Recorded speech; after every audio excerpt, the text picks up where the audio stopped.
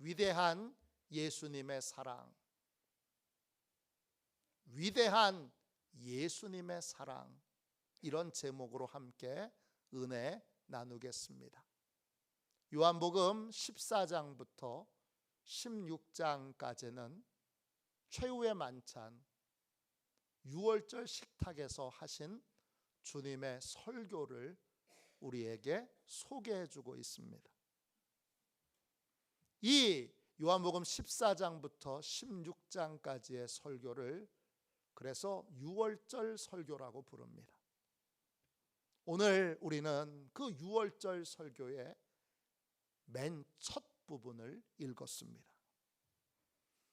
주님은 설교를 시작하면서 마음에 근심하지 말라 그러셨습니다. 요한복음 14장 1절입니다. 너희는 마음에 근심하지 말라. 하나님을 믿으니 또 나를 믿으라. 근심이란 헬라어로 타라소입니다. 뜻은 잔잔하던 마음을 휘젓는 것입니다. 마음에 불안과 두려움이 생기도록 마음을 누군가가 뒤흔들어 놓는 것입니다. 이게 근심입니다. 누가 우리의 마음을 흔들어 댈까요? 사단입니다. 왜 흔들어 놓을까요? 하나님을 신뢰하는 믿음을 불안과 두려움으로 빼앗기 위해서입니다. 빌립보서 4장 6절입니다. 아무것도 염려하지 말고 다만 모든 일에 기도와 간구로 너희 구할 것을 감사함으로 하나님께 아뢰라. 마음의 근심은 염려를 낳습니다.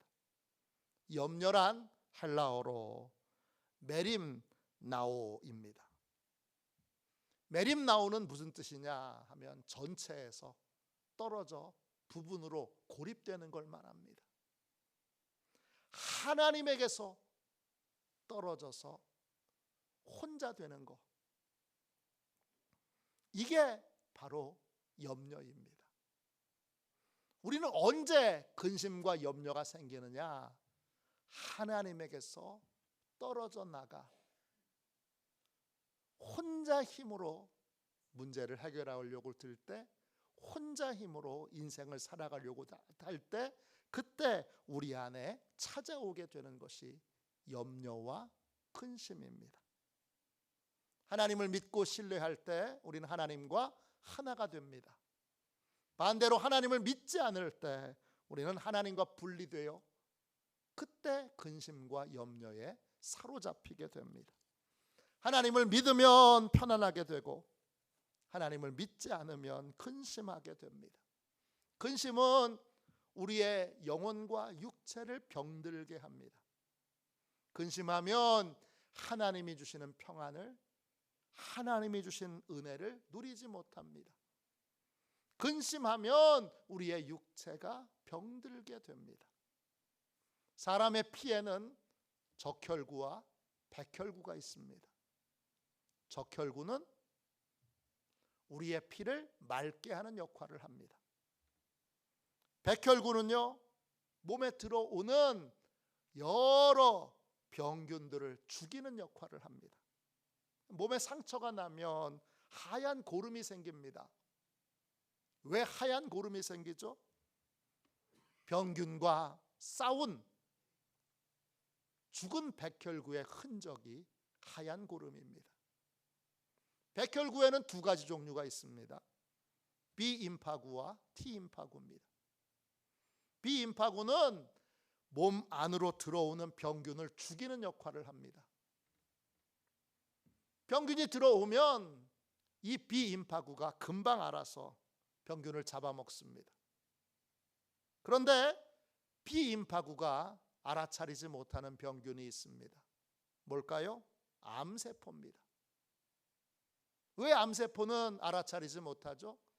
암세포는 몸 밖에서 들어오는 세균이 아니라 몸 안에서 자체적으로 변형되는 그러한 병균이기 때문입니다.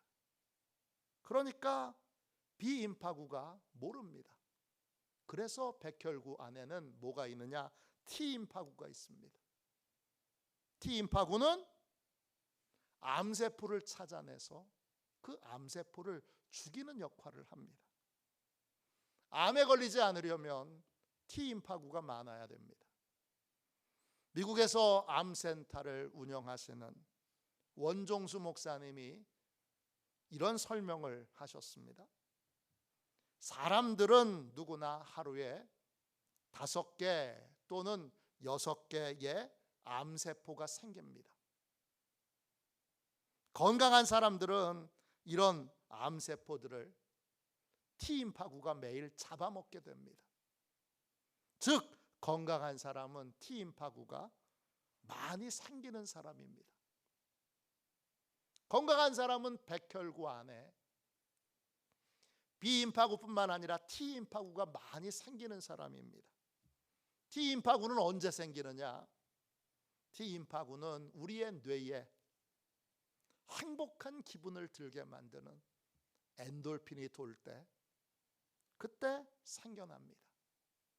근심과 염려는 T임파구가 생겨나는 것을 막습니다.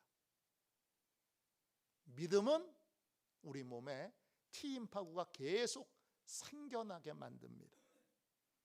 그러니까 근심은 우리의 영혼과 몸을 아프게도 하고 병들게도 합니다. 반면에 믿음은 우리의 영혼과 몸을 더욱더 건강하게 만듭니다.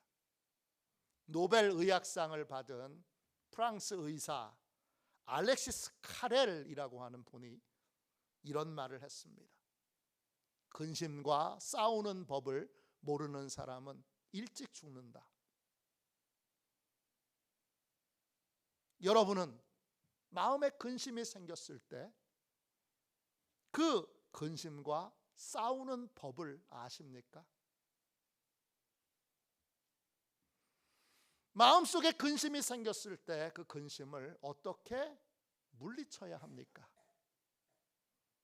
오늘은 진리의 말씀을 통해 마음속에 근심이 생겼을 때 그 근심을 어떻게 물리칠 수 있는지 함께 배우는 시간을 갖겠습니다.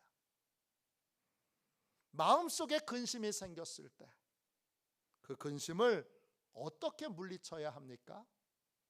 3가지로 살펴보겠습니다.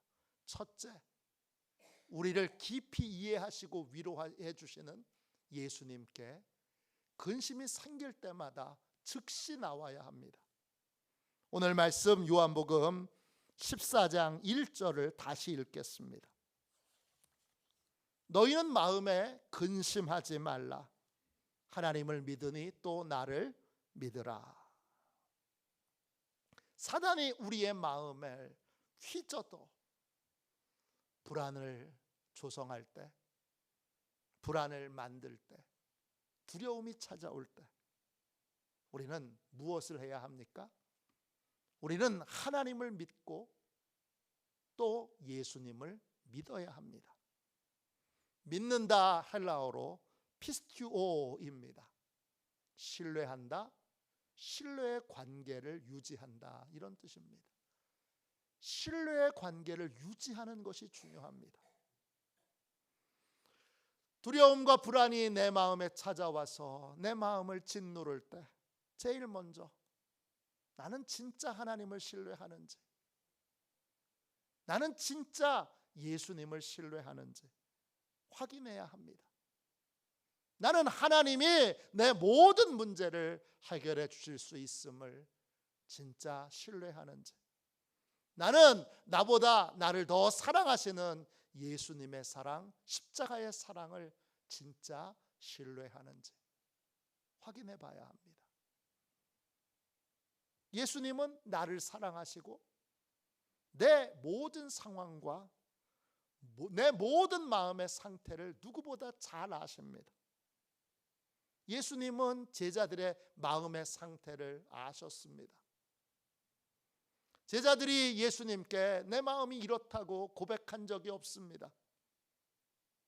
그들의 표정에서도 그들의 근심은 나타나지 않습니다. 근데 예수님이 아십니다. 예수님은 우리의 상황을 말로 표현하지 않아도 우리가 어떤 상황에 있는지를 아십니다. 내 마음의 상태가 지금 어떤지 구구절절히 설명하지 않아도 주님은 다 아십니다. 제자들의 마음 상태를 이미 다 알고 계신 것처럼 주님은 내 상황과 마음의 상태도 이미 다 아십니다. 주님이 만드셨기 때문이고 나에게서 주님의 눈이 한순간도 떨어지지 않고 주님이 나에 대한 모든 것을 지켜보고 아시기 때문입니다. 예수님은 지금 내가 어떤 상황에 놓여 있는지를 이해하십니다. 주님은 내 마음의 상태를 아시고 또 나를 위로해 주기를 원하십니다. 근심하는 제자들을 주님은 책망하지 않으십니다. 너 왜 근심해? 그러지 않으십니다. 깊이 이해하시고 위로해 주십니다. 주님은 제자들에게 무엇이 어려움이고 고통이고 근심인지를 정확하게 아십니다. 주님은 어떻게 제자들을 위로해 주셔야 되는지를 또한 정확하게 아십니다. 예수님은 하나님께서 기름 부어 세우신 구원자이십니다.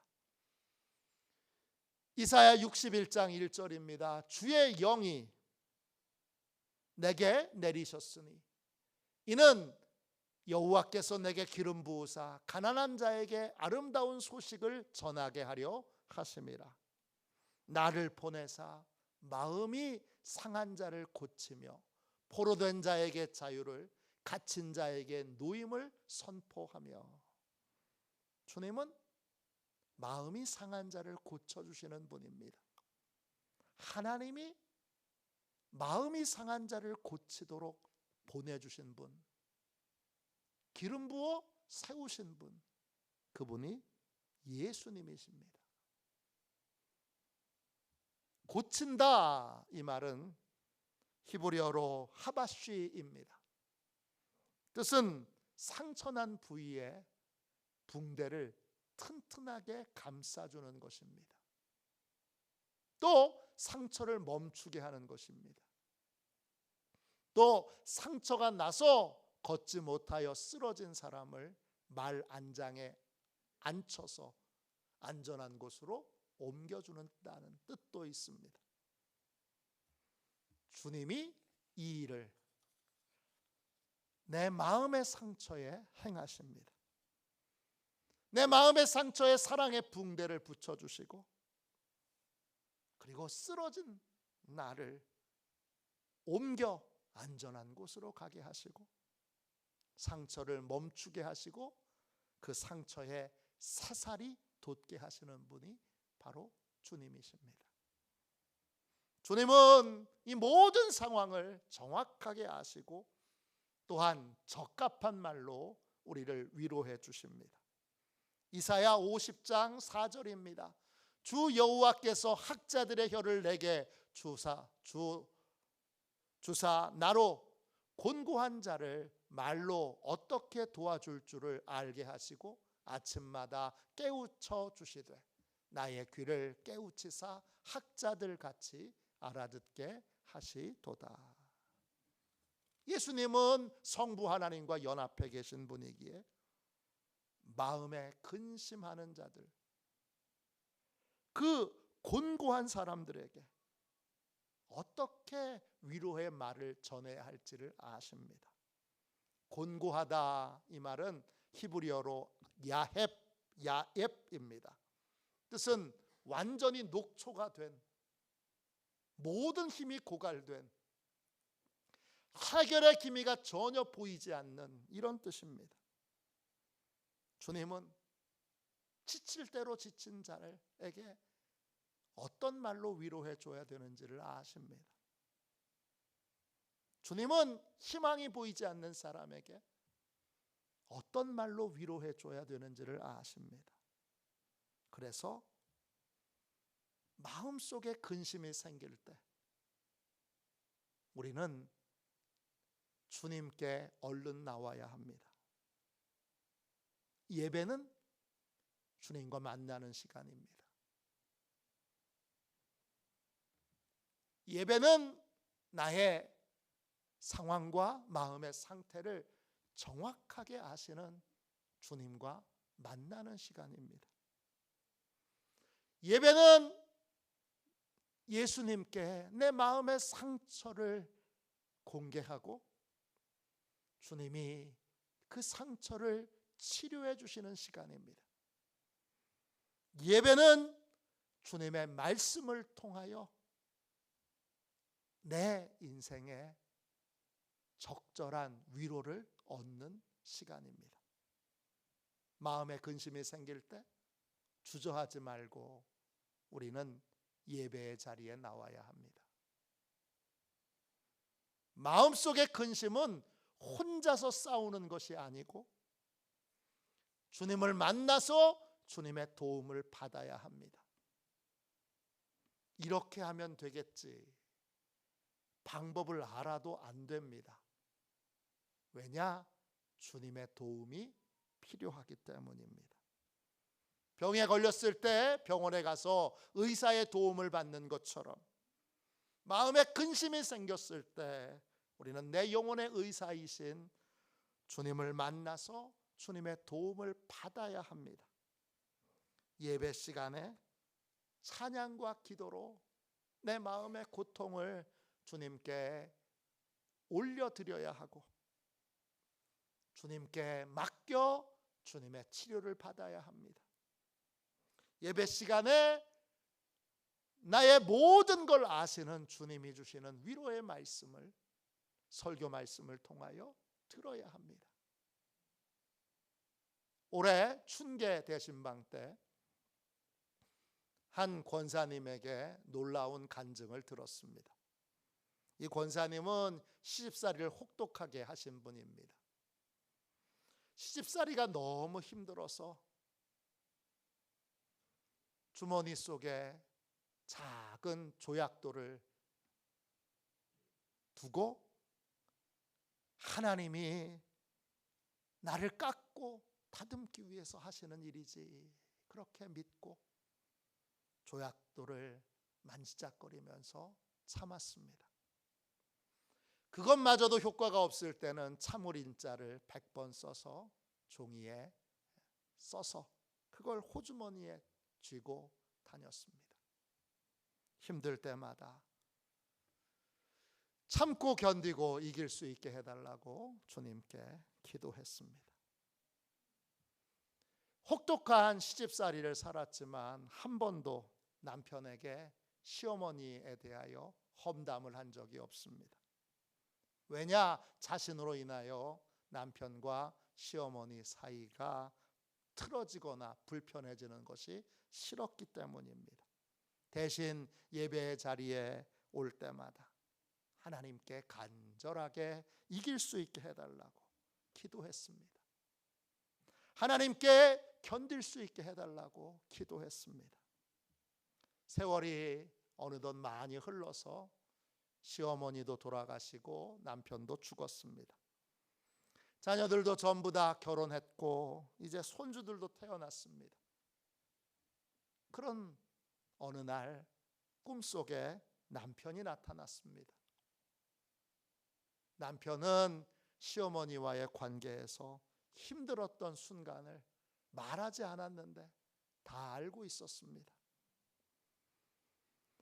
남편은 이 권사님이 힘들었던 순간들을 하나하나 이야기하면서 이렇게 말했다고 합니다. 정말 애썼다. 수고 많았네. 정말 사랑해. 비록 꿈이었지만 그 그 한마디의 말로 우리 권사님의 마음에 쌓여 있었던 아픔과 서러움을 깨끗하게 전부 다 씻겨지는 것 같은 느낌을 받았다고 제게 고백했습니다. 힘들고 고통스러워서 기도할 때 하나님은 여러 번 권사님에게 나타나셨습니다. 앞에서 나타나지 않고 쓰러질까 봐 항상 뒤에서 나타나셔서 걱정되는 마음으로 뒤를 바치고 계셨습니다. 하나님의 걱정되는 마음이 느껴질 때마다 권사님은 하나님께 이렇게 고백했다고 합니다. 하나님, 걱정 마세요. 저 안 넘어져요. 저 잘 이겨낼 수 있어요. 권사님은 이 간증을 하며 마지막에 이런 고백을 하셨습니다. 제 인생을 돌이켜 볼 때 모든 것을 견디고 이길 수 있었던 것은 주님의 특별한 위로가 늘 함께 있었기 때문입니다. 마음속에 근심이 생길 때 우리는 혼자 근심과 싸우려고 들지 말고 주님께 즉시 나와야 합니다. 예배의 자리에 나와서 주님을 만나고 기도의 자리로 나와서 내 마음의 근심과 염려를 주님께 전부 다 맡겨야 합니다. 그러면 모든 걸 다 아시는 주님이 적절하게 치료해 주시고 또 알맞은 위로의 말씀으로 새 힘과 용기를 갖게 하십니다. 근심의 순간에 찾아올 때 예배의 자리를 빼앗기지 마십시오. 근심이 찾아올 때 주님을 만나는 이 순간을, 이 귀한 예배의 순간을 결코 빼앗기지 않는, 결코 잃어버리지 않는 주님의 백성들이 다 되시기를 주님의 이름으로 축원합니다. 두 번째, 마음속에 근심이 생겼을 때 그 근심을 어떻게 물리쳐야 합니까? 둘째, 예수님의 임재를 느끼지 못할 때도 예수님께서 언제나 변함없이 나를 위해 일하고 계심을 믿어야 합니다. 오늘 14장 1절 말씀을 한 번 더 읽겠습니다. 너희는 마음에 근심하지 말라. 하나님을 믿으니 또 나를 믿으라. 예수님이 제자들에게 근심하지 말아라 이렇게 말씀하십니다. 이렇게 말씀하신 데는 두 가지 이유가 있습니다. 제자들의 마음에 지금 현재 근심하는 것이 있습니다. 그리고 미래를 아시는 주님이 장차 곧 제자들이 근심하게 될 것을 아시고 미래에 대한 일에 대해서도 근심하지 말라고 말씀하신 것입니다. 제자들이 현재 근심하고 있는 것은 무엇입니까? 제자들은 예수님의 말씀을 듣고 근심합니다. 주님이 뭐라고 말씀하셨는데요? 요한복음 13장 33절입니다. 작은 자들아, 내가 아직 잠시 너희와 함께 있겠노라. 너희가 나를 찾을 것이나 일찍이 내가 유대인들에게 너희는 내가 가는 곳을 올 수 없다고 말한 것과 같이 지금 너희에게도 이르노라. 예수님이 잠시 후에 제자들을 떠나신다고 말씀하십니다. 제자들이 찾을 수 없는 곳으로 가신다고 말씀하십니다. 제자들은 목자 없는 양 같은 두려움을 느낍니다. 다른 말로 엄마 잃은 갓난아이 같은 두려움을 마음에 갖게 됩니다. 우리도 예배 때나 기도 중에 주님의 임재를 느끼지 못하는 순간이 있습니다. 어느 날은 주님이 예배할 때, 기도할 때 나와 함께 하시는 것을 깊이 느끼는 순간이 있는가 하면, 어떤 순간에는 예배를 정성껏 드림에도, 기도를 간절히 드림에도 전혀 주님의 임재하심을 느끼지 못하는 순간들이 있습니다. 그럴 때 우리는 깊은 패배감을 느낍니다. 오늘 예배에 실패하고 기도에 실패했다고 생각합니다. 그럴 때 우리는 주님이 정말 나를 사랑하신다는 걸 내가 믿고 있는지를 확인해야 합니다. 내가 주님의 임재를 느낄 때만 주님의 사랑을 느끼고, 주님의 사랑을 믿고, 주님의 임재를 느끼지 못할 때는, 믿지 못한다면 그건 주님을 온전히 믿고 주님의 사랑을 온전히 믿는 것이 아닙니다. 주님은 어떤 상황이든지 우리를 사랑하십니다. 지금 주님은 제자들에게 어떤 상황에서든지 근심하지 말라고 말씀하시는데, 지금 주님이 어떤 상황에 계십니까? 오늘 유월절 식사를 하는 그 자리가 끝나고 다음 날이 되면 예수님은 십자가에 못 박혀 죽습니다. 십자가에 못 박혀 죽기 전날에 지금 주님은 제자들에게 말씀하고 계시는데, 주님은 자신의 고통에 대해서는, 자신 앞에 기다리고 있는 엄청난 비참한 상황에 대해서는 조금도 개의치 않고 오직 제자들이 겪게 될 슬픔과 아픔과 또 괴로움에 대해서만 염려하고 계십니다. 주님은 자신이 겪게 되는 고통이나 공포나 슬픔에 대해서는 조금도 마음을 빼앗기지 않고 온통 제자들을 향한 염려와 걱정뿐입니다. 주님은 끝까지 제자들을 사랑하십니다. 주님의 모든 선택과 결정은 결국 우리를 사랑하시기 때문에 행하신 겁니다. 때때로 주님의 임재를 느끼지 못하는 순간에도 주님은 우리에게 유익되기 때문에 그런 일을 겪게 하십니다. 주님은 주님의 부재로, 주님이 안 계신 것으로 목자 없는 양같이 살아가게 될 삶을 두려워하는 이 제자들에게 이렇게 말씀하십니다. 2절과 3절을 보십시오. 내 아버지 집에 거할 곳이 많도다. 그렇지 않으면 너희에게 일렀으리라.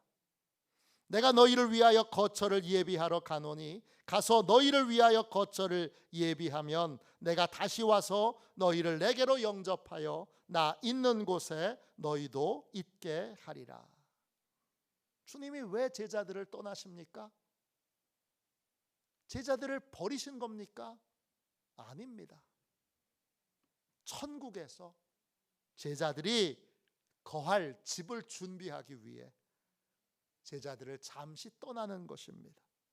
주님의 모든 선택과 결정은 모두 우리를 위한 것이고 우리를 사랑하기 때문에 행하신 것입니다. 주님은 자기의 생명보다 우리를 더 사랑하십니다. 십자가에 달려 죽기 전날 밤에도 주님의 모든 관심은 자신의 고통이 아닌 제자들의 근심이었습니다. 우리는 주님의 임재를 느끼지 못하여 깊은 패배감을 느끼는 순간에도 이 모든 것이 주님이 사랑하셔서 행한 것이라는 걸 알아야 합니다. 우리의 인생에 주님의 임재를 느끼지 못하고 주님께 기대했던 모든 일들이 내 예상과 다른 결론이 나타날 때도 우리는 주님의 사랑을 끝까지 신뢰해야 합니다.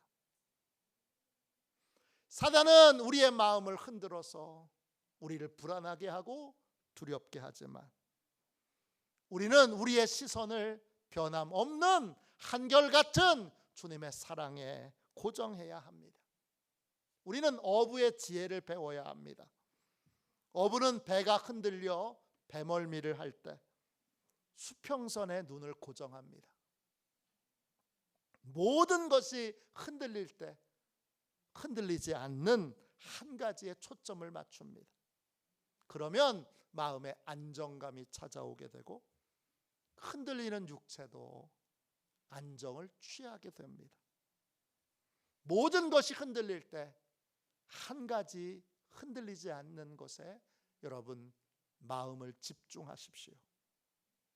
예수님의 사랑은, 자기 생명을 내어주는 그 사랑은 변치 않고 항상 나를 향하고 있습니다. 예상과 다른 결론으로 마음이 불안할 때도 이 사실을 일깨워 주님의 사랑에 시선을 고정하게 하십시오. 그러면 반드시 예상과 다른 결론을 통해서도 우리는 주님이 선택하신 것이기에, 주님이 결정하신 것이기에 그게 결국 더 큰 유익이 된다는 걸 체험하게 될 것입니다. 주님의 사랑을 분명히 믿는 사람, 주님의 사랑을 불변의 진리로 믿는 사람은 모든 두려움과 걱정과 염려를 능히 이길 수 있습니다.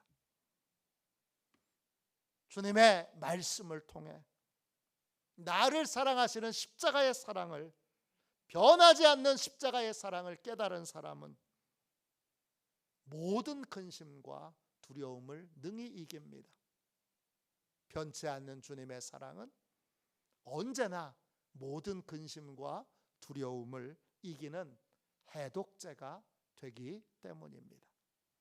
세 번째, 마음속에 근심이 생겼을 때 그 근심을 어떻게 물리쳐야 합니까? 예수님께서 십자가의 사랑으로 내 허물과 죄를 용서해 주셨음을 굳게 믿어야 합니다. 오늘 말씀 다시 14장 1절을 읽겠습니다. 너희는 마음에 근심하지 말라.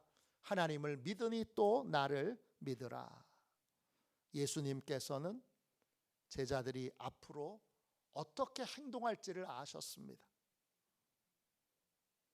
그래서 요한복음 13장에 보면 예수님이 제자들이 배신할 것에 대하여 예고하십니다. 제자 중 한 명이 예수님을 팔게 될 것입니다. 수제자인 베드로는 예수님을 3번이나 모른다고 부인하게 될 것입니다. 또 주님이 십자가에 달리시는 순간 모든 제자들은 하나도 남김없이 다 주님을 버리게 될 것입니다. 그때 제자들은 자기 자신의 믿음 없음을 확인하고 마음에 깊은 괴로움과 근심과 또 아픔을 느끼게 될 것입니다. 그래서 주님은 이 사실을 미리 아시고 앞으로 일어나게 될 근심에 대하여 주님이 근심하지 말라고 말씀하신 것입니다. 왜 근심하지 말아야 합니까? 제자들이 어떤 실수, 어떤 허물이 있어도 주님은 능히 용서하실 수 있기 때문입니다. 가룟 유다처럼 스스로 용서를 포기하지만 않는다면 주님은 반드시 우리의 모든 죄와 허물, 아무리 큰 죄와 허물이라 할지라도 다 용서하실 것입니다. 주님의 십자가가 그 사실을 선명하게 알려주십니다. 나 같은 죄인을, 내가 저지른 이 심각하고 끔찍한 죄를 정말 주님이 용서하실까? 이것이 늘 우리의 근심과 두려움의 내용입니다. 그러나 주님은 아무리 큰 죄라도 스스로 용서받기를 단념하지 않는다면, 주님께 나온다면 나는 언제든지 너를 용서할 준비가 되어 있어. 그렇게 말씀해 주십니다. 저는 목사 안수를 받을 때 이런 생각을 했습니다. 나 같은 사람이 목사가 돼도 될까? 저만 그런 생각을 한 것이 아니라 목사 안수를 받는 대부분의 목사님들이 같은 생각을 합니다. 그런데 이 질문을 묵상해 보면 이 질문은 교묘한 사단의 속임수가 숨겨져 있습니다. 이 고민에는 목사 안수 받을 자격이 있는 사람이 있다는 걸 전제로 합니다. 그러나 세상 어디에도 목사 안수 받을 자격이 있는 사람은 아무도 없습니다. 제 고민에는 하나님의 은혜와 사랑에, 그리고 십자가의 용서받음에 대한 감격이 없습니다. 하나님은 제가 목사 안수 받는 걸 누구보다 기뻐하셨습니다. 제가 목사가 된 건 전적인 하나님의 은혜이기 때문입니다. 제가 구원받고 죄사함 받고 목사가 된 건 저의 공로는 일도 없습니다. 전적인 주님의 은혜입니다. 그런데 목사 안수를 받기 직전에 감히 제가 자격을 가지고 고민했던 것은 큰 잘못이요, 착각입니다. 저는 감사한 마음으로 이거 깨닫고 나서 당당하게 목사 안수를 받았습니다. 제가 한 건 아무것도 없고 전부 다 하나님의 은혜로 된 것이기 때문입니다. 저는 지금도 많은 실수를 저지릅니다. 저는 너무나 연약한 저 자신을 보고 부끄러워할 때가 많습니다. 그러나 저는 그것 때문에 목사로서의 제 삶을 중단하지 않습니다. 왜냐? 처음부터 저는 자격이 없는 자였기 때문입니다. 제가 저지른 어떤 허물과 죄도 주님의 사랑에서 저를 끊을 수 없습니다. 제가 주님의 용서를 거절하지만 않는다면 주님은 언제든지 저의 허물과 죄를 용서하실 준비가 되어 계십니다.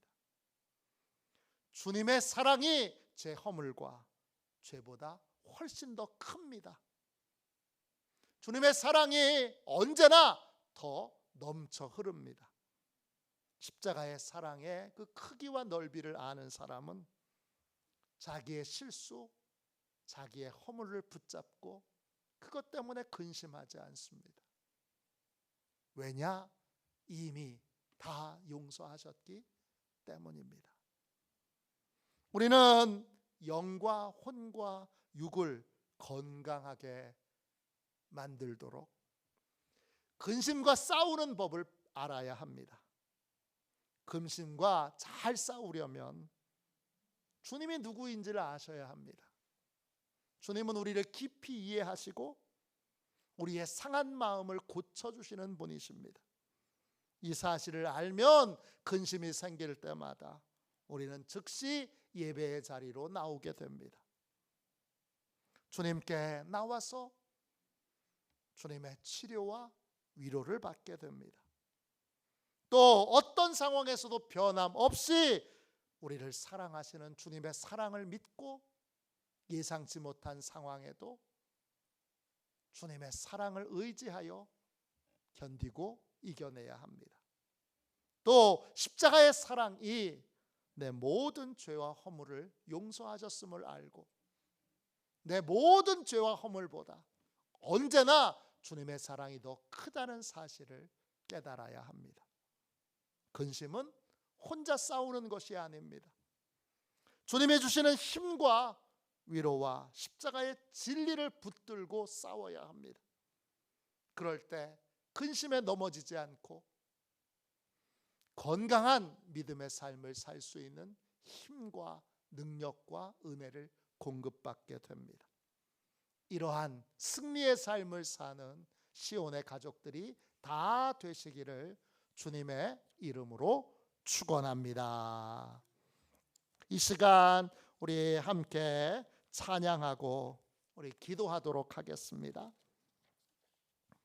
찬송가 365장